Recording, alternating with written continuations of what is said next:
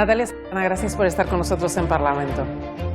Yo quería empezar esta entrevista preguntándote un poco, pues hace muy poquito que se convalidaba el decreto que desarrollaba la ampliación de las prestaciones de la dependencia. ¿Cómo lo valora Nueva Canarias? ¿Cree que se ha avanzado, que realmente con este decreto se avanza, sobre todo en lo que respecta al grado de dependencia extrema, o cree que queda mucho trabajo por hacer por delante? Efectivamente, vamos a ver, se ha aprobado este decreto que lo que viene a recoger es un mandato de la ley ELA, que es a nivel estatal, por tanto no es algo que el Gobierno de Canarias haya puesto en marcha. Lo vemos como algo positivo, pero sí que es cierto que Nueva Canarias pidió que este decreto se tramitase como proyecto de ley porque consideramos que tiene algunos agravios para las islas no capitalinas a la hora de establecer pues las prestaciones. El tema de la dependencia en Canarias va mucho más allá de este decreto en sí. Hemos visto cómo también había otro decreto anterior que no ha solucionado el problema crónico de la dependencia en Canarias. Este gobierno y la consejera dan unas cifras que son falsas. Y no es que lo digamos nosotros, es que lo dice el propio Inserso. Es decir, siguen habiendo 20.000 personas en un limbo, es decir, personas con un derecho reconocido pero sin ningún tipo de prestación. Entonces, al final esto se convierte en una carrera y en un marketing estadístico que de nada sirve. Porque ¿para qué queremos tramitar más si luego no llega a la ciudadanía? Y un dato que tenemos que lamentar, y es que el año pasado fallecieron más de 2.000 personas esperando la dependencia en Canarias. Yo creo que eso es para hacérselo mirar y poco triunfalismo cabe en este sentido. Como bien dices, se han reducido los tiempos de respuesta, pero es cierto y es real que muchas de las personas adjudicatarias pues tardan mucho en percibir la ayuda. ¿Qué recomendaría al Gobierno por parte de Nueva Canarias hacer? Es decir, ¿es un problema burocrático, administrativo o es un problema de falta de voluntad? Lo primero que hay que hacer, yo creo que en política y en la vida, es escuchar a los especialistas en esta materia, y no son otros que los trabajadores y trabajadoras sociales del Departamento de Bienestar Social. Los propios colegios profesionales se pusieron en pie de guerra con el decreto inicial en materia de dependencia que suprimía, por ejemplo, el informe social, que además te obligaba a respetar una serie de plazos y si no perdías el derecho al reconocimiento y a la prestación. Por tanto, es lo primero que tienen que hacer, escuchar a los equipos técnicos y llegar a una solución de manera conjunta. Los propios trabajadores del área, que llevan más de 17 años en el departamento, se han puesto también en pie de guerra pidiendo que por favor cambien las dinámicas, cambien las formas incluso de una directora general bastante cuestionable. Entonces, no estamos llegando a la ciudadanía en situación de dependencia. Que se está reconociendo, pues se está agilizando ese reconocimiento para que tengas el grado, para que tengas el derecho. Pero si no tienes ningún tipo de prestación, si tú no accedes a tus derechos, ¿de qué sirve? O sea, Canarias es una de las comunidades dentro del Estado español con el mayor limbo. Se ha reducido por una cosita muy pequeña. Por tanto, nos queda mucho camino por andar. Lo primero que hay que hacer es sentarse, escuchar a los equipos técnicos y tomar medidas de manera conjunta y no al margen de los colegios profesionales, de los trabajadores, incluso de las ONG, que son las que están pues a pie de territorio y conocen perfectamente cuál es la realidad de esas familias. Y uno de los motivos por los que pedíamos que se tramitase como un proyecto de ley precisamente porque Fuerteventura no puede tener las mismas prestaciones que el resto de islas, básicamente por una cuestión de dimensión y de longitud de la isla. Entonces, por tanto, merecemos un trato, todas las islas merecen un trato diferenciado y adaptado a la realidad de todas y cada una de ellas. Claro, se refiere a Fuerteventura, pero es cierto que en Lanzarote o cualquiera de La Palma, La Gomera, El Hierro, obviamente no van a tener la misma red de asistencia que tienen Gran Canaria y Tenerife, ¿no? Es una, por así decir, en el papel queda muy bien, pero luego en la práctica es complicado, ¿no?, para muchas de las familias que son adjudicatarias de los servicios, ¿no? Básicamente porque no hay empresas. La cuestión de Fuerteventura es distinta porque además tenemos pues esas longitudes desde norte a sur que prácticamente son dos islas en una y eso pues dificulta bastante, pero en las islas no capitalinas no tenemos ni la mitad de ofertas de empresas que presten servicios a personas en situación de dependencia como pueden tener Gran Canaria y Tenerife. Por tanto, ya ahí hay un agravio que hay que corregir y por eso Nueva Canarias pedía que se tramitase como proyecto de ley ese decreto.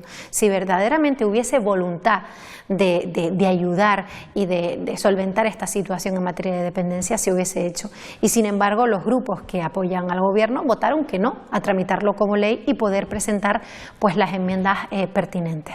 Hay una cuestión relacionada con la dependencia y son los pacientes con alta en los hospitales públicos de Canarias, que ya van más o menos, la cifra se encuentra en torno a 600. ¿Cuál sería la solución a juicio de Nueva Canarias para poder aportar, para poder solucionar esta situación? Porque muchos de esos pacientes son en el fondo personas que necesitan la dependencia, que necesitarían un cuidado intensivo de 24 horas, muchos son de avanzada edad. ¿Qué se puede hacer con eso? En el caso de las personas que están ocupando una cama hospitalaria, pese a tener un alta, pues la solución es clara, es decir, recursos residenciales adaptados a esas personas. Es verdad que desde Nueva Canarias apostamos por otro tipo de recursos, ¿no? Más cercanos, más parecidos a un hogar. Hay territorios que nos llevan bastante ventaja en este sentido y quizá deberíamos mirar un poquito hacia esos sitios donde esos recursos funcionan. Es cierto que hay cabildos insulares que han cumplido, otros no, pero desde el Gobierno de Canarias se debería impulsar. Han prometido un tercer plan de infraestructuras sociosanitarias, todavía no ha llegado, no lo hemos visto y creo que habría que trabajar en ese sentido, porque no solamente las personas que están en el hospital esperando pues, una cama para poder salir de ahí y están perjudicando a todo el sistema sanitario, sino también pues, los mayores o las personas en situación de dependencia que necesitan ese recurso, que sus familias no pueden más y tienen el derecho, ¿no?, a poder obtenerlo. Esta semana se ponía de manifiesto en la Comisión para el Estudio de la Pobreza Infantil la situación de la Renta Canaria de Ciudadanía, que decía un experto dentro de la comisión que no llegan en algunos de los casos al 55% de los demandantes por problemas burocráticos. Usted se refería a la Renta Canaria de Ciudadanía, hace tan solo unos días hablaba con la consejera y le decía que tuviera, por así decir, los arrestos para poder subir la cantidad asignada a las personas que son perceptoras de esta Renta Canaria de Ciudadanía. ¿Qué hay que hacer con la renta para que realmente llegue a ser inclusiva con la población canaria que se encuentra en riesgo de exclusión? Bueno, primeramente, cabe destacar que es que existe el mismo número de expedientes de renta canaria, de perceptores y perceptoras de la Renta Canaria de Ciudadanía que desde junio de 2023. Yo creo que esto ya nos dice cómo está el panorama y los pocos esfuerzos o ninguno que ha hecho este Gobierno de Canarias, de Coalición Canaria del Partido Popular, por dar ese recurso a la ciudadanía canaria. Yo creo que la Renta Canaria de Ciudadanía es una herramienta muy potente para combatir la pobreza y la exclusión social, y no están poniendo toda la carne en el asador, básicamente porque es verdad que es cierto que han aumentado las cuantías, pero la realidad es que con 733 euros es imposible a día de hoy vivir en Canarias, porque la vivienda está inasumible, aparte de que no hay, cuando la obtienes por menos de 900 euros es imposible acceder a una vivienda. La cesta de la compra, ¿qué ha hecho? O sea, que al final tiene que ser un conjunto de medidas integrales y este Gobierno no ha puesto en marcha ninguna. Vienen diciendo pues de una manera, yo creo que hasta chirriante, ¿no?, el hecho de que han bajado el precio de la sal, del café, del descafeinado y de la mantequilla. Que me digan a qué canario o canaria ayudan con ese tipo de medidas. Y en el tema de la Renta Canaria de Ciudadanía, yo conozco personas que han tenido que tramitarla hasta en 4 ocasiones, es decir, repetir el expediente una y otra vez. Creo que no podemos quedarnos quietos ante una realidad que de verdad, que el 40% de la infancia canaria, de nuestros niños y nuestras niñas, esté en riesgo de pobreza y exclusión social, como mínimo, debería preocuparnos. Y al Gobierno ocuparles, y no se está haciendo. Hay niños y niñas que, pese a que sus padres trabajan, porque ya la realidad ha cambiado, lo decía también hoy el experto en la Comisión de Pobreza, pese a que la realidad ha cambiado y esos padres y madres trabajan, no llegan a final de mes, no pueden comer pescado, no pueden celebrar un cumpleaños. Y ya cuando hablamos de actividades extraescolares o cualquier otro tipo de cosa extra, pues es que es impensable. Por tanto, y ante toda esa realidad, y las tasas AROPE, que sabemos que el 31% de la población canaria está en riesgo de pobreza y exclusión social, se dejan de gastar más de 1.000 millones en un año en el gobierno de Canarias.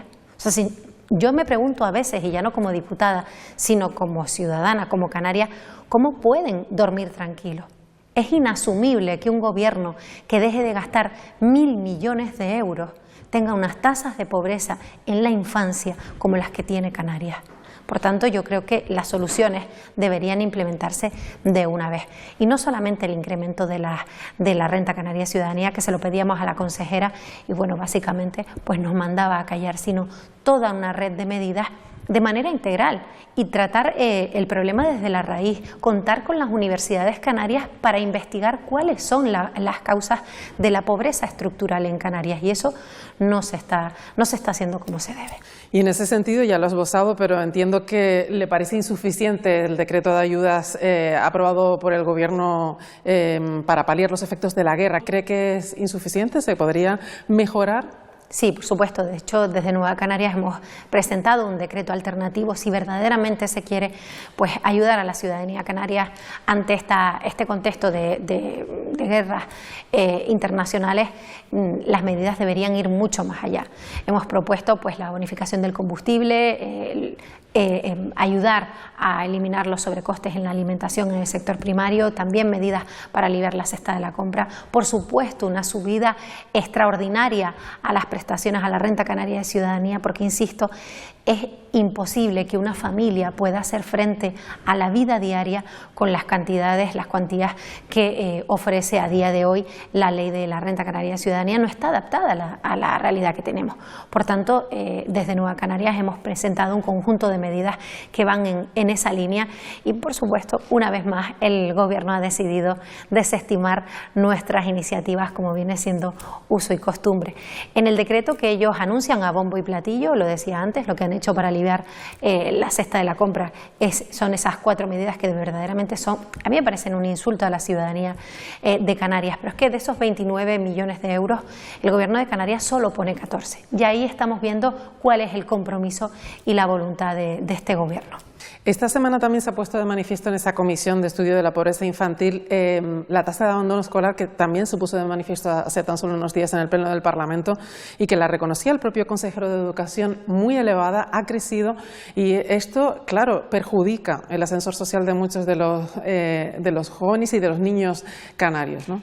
¿Qué piensa Nueva Canarias? Efectivamente, al final esto no se basa solo en políticas estancos, tiene que ser una actuación integral, y la educación y la formación creo que es un pilar fundamental para cambiar la sociedad y, por supuesto, la situación de pobreza y exclusión que viven muchos canarios y canarias. El consejero de Educación, no dudo de sus buenas intenciones, pero lo que hay que tener también es una política financiera que apueste por la educación. Y este Gobierno ha retrocedido en inversión en materia educativa. En el Gobierno anterior estábamos camino de llegar al 5 y, sin embargo, con un Gobierno que deja de gastar más de 1.000 millones de euros, vemos cómo la inversión en educación ha retrocedido. Tenemos niños y niñas, jóvenes canarios y canarias que están abandonando el sistema.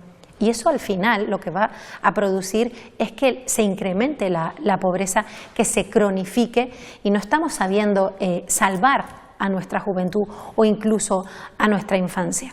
Por tanto, habría que sentarse y habría que ver de qué manera, bueno, pues por ejemplo, lo decía el experto, las iniciativas de segunda oportunidad que funcionan en otros territorios para jóvenes de hasta 29 años que han tenido que abandonar por las circunstancias que fueran el sistema educativo, que puedan volver, que se adapte a sus necesidades, ya sea de manera telemática, ya sea pues por las tardes, es decir, darle todas las facilidades para que los canarios y las canarias que han dejado el sistema educativo puedan formarse y así pues tener sin duda un futuro mejor, y que no se perpetúe esa situación de pobreza estructural. Una buena noticia que sí se ha puesto de relevancia en el Parlamento de Canarias en los últimos meses ha sido las mejoras para las Kellys en la Ley de Ordenación del Turismo, un asunto en el que el Grupo Socialista y su grupo Nueva Canarias se han implicado intensamente. Este es un paso adelante para un colectivo, por así decir, que ha tenido una vida tan complicada como es el de las Kellys aquí en el archipiélago.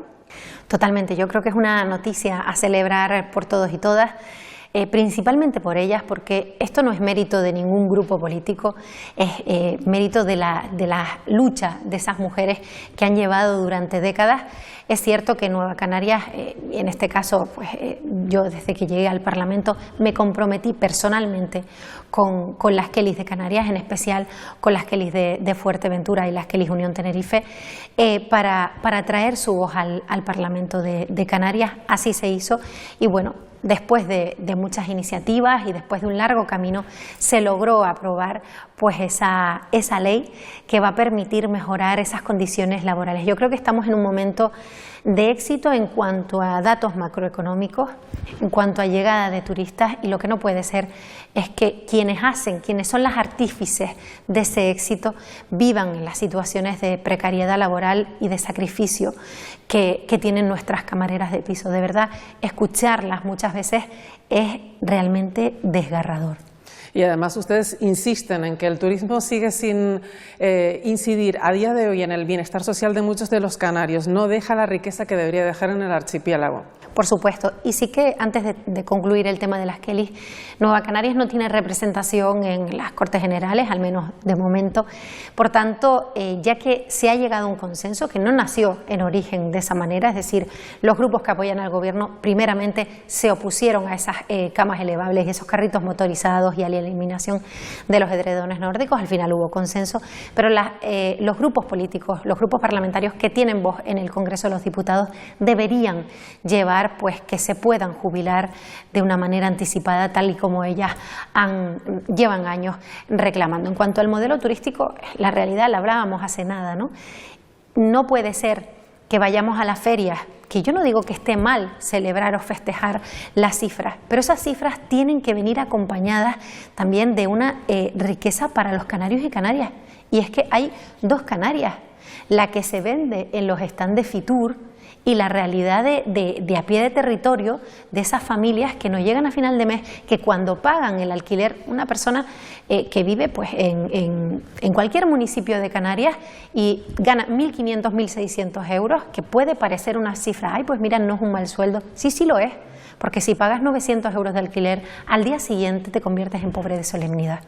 Por tanto, este modelo no funciona, funcionó hace décadas, nos ha permitido el desarrollo que hemos tenido hoy, pero a día de hoy no es el modelo que necesita Canarias. Y la ciudadanía lo ha dicho. Hemos presentado desde Nueva Canarias diferentes alternativas y a todas nos han votado que no. La tasa turística o el impuesto sobre estancias alojativas, que cuando un canario va fuera lo paga. Sin embargo, la consejera y los grupos que apoyan al gobierno han decidido vetar esa iniciativa. Y los canarios y canarias estaríamos exentos, es decir, mañana nosotras nos vamos a La Gomera y no tendríamos que pagar esa tasa. Pero dicen que no, establecer una moratoria que ya se hizo, y se hizo a principios de los años 2000, porque considerábamos que el turismo, el crecimiento no estaba siendo el correcto. Pues, entonces ahora tenemos que, cuanto antes poner en marcha una serie de medidas para reorientar este modelo y repartir esa riqueza, que no quede solo en manos pues del lobby hotelero o de la patronal, sino que llegue a todos los canarios y las canarias. Muy bien, pues con este mensaje nos quedamos. Natalia Santana, gracias por estar con nosotros en Parlamento. Gracias a ustedes.